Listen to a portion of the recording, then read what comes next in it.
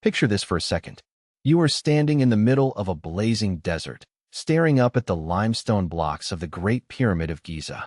You assume that everything about ancient Egypt belongs to one single, ancient chapter of human history. You group the pharaohs, the mummies, the hieroglyphs, and Cleopatra into one single, dusty aesthetic. But your brain is completely lying to you about how time actually works. Ancient Egypt was not just a period in history. It was an epoch so massive that its own citizens were studying their own ancient history before our modern calendar even had a year zero. Let that sink in for a moment. Cleopatra, the most famous queen of Egypt, lived closer in time to the release of the original iPhone, the creation of TikTok, and the moon landing than she did to the actual building of the Great Pyramid of Giza. When Cleopatra sat on the throne in Alexandria, the Great Pyramids were already over 2,500 years old. To her, those massive stone monuments were as ancient, mysterious, and distant as the fall of the Western Roman Empire or the early Middle Ages are to us right now. She was essentially a tourist visiting ancient ruins in her own backyard. And it gets even crazier when you look at the creatures walking the earth back then. While Egyptian workers were hoisting multi-ton granite blocks under the scorching desert sun to build the burial chamber of King Khufu, live woolly mammoths were still walking around on Wrangel Island in northern Siberia. Read that sentence again. The ultimate prehistoric icon, the woolly mammoth, was actively breathing, grazing, and surviving on frozen tundra at the exact same time that humans were engineering the greatest stone structures in human history. We tend to think of mammoths as belonging to the Ice Age alongside cavemen, but they coexisted with complex, advanced human civilizations that were writing poetry and building colossal monuments. To truly understand how long ancient Egypt lasted, you have to look at the sheer scale of its timeline. Pharaonic civilization spanned over 3,000 years. To put that into perspective, if you started counting backward from today, 3,000 years ago would drop you right into the Iron Age, long before the rise of ancient Greece, long before the Roman Republic, and long before the concept of modern nations even existed. Ancient Egypt lasted longer than ancient Rome, the Byzantine Empire, the Ottoman Empire, and the entire history of the Western world combined. When King Tutankhamun took the throne around 1300 BCE, he looked back at the builders of the pyramids with the same vast historical distance that we look back at the early Crusades or Charlemagne. King Tut was living in what Egyptians considered the modern imperial era, complete with massive global trade networks, international diplomacy, advanced glassmaking, and complex military technology like composite bows and high-speed war chariots. Yet, he was surrounded by thousands of years of old temples that had already been abandoned, restored, and forgotten multiple times over. Egyptian culture was so old that it had its own internal antiquarians and archaeologists.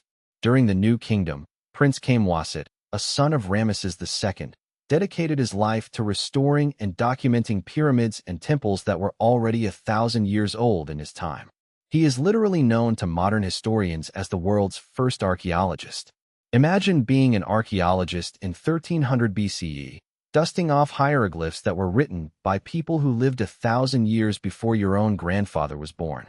That is the absurd scale of time we are dealing with. The mental trap we fall into is called chronological compression.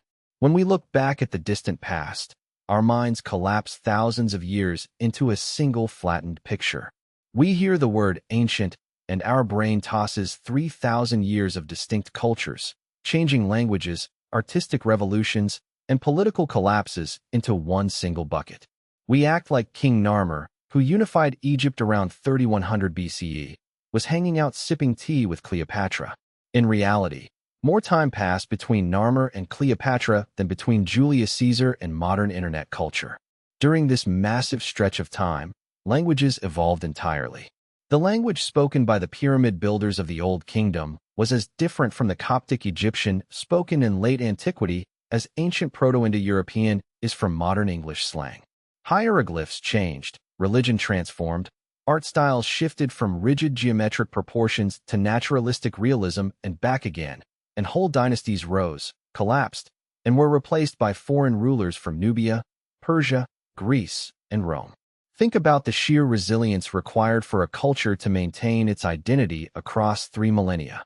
Empires rose and fell around the Mediterranean. Languages died out, geographical landscapes shifted, and entire global trade routes dissolved. But along the Nile, the same fundamental rituals, structural alignments, and religious devotions continued to echo across hundreds of generations.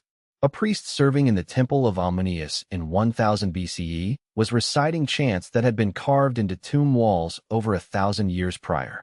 So the next time you scroll past an image of a pyramid or watch a video about ancient history, pause and reset your mental timeline.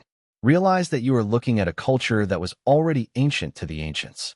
Realize that human history is not a brief spark, but a vast, stretching continuum where mammoths, stone pyramids, and modern technology overlap in ways that completely shatter our perception of time. If you want to keep breaking your brain with real historical reality, hit that subscribe button right now. Leave a comment below if your mind is completely melted, or share this with a friend who still thinks Cleopatra helped build the pyramids. Ancient Egypt wasn't just a kingdom.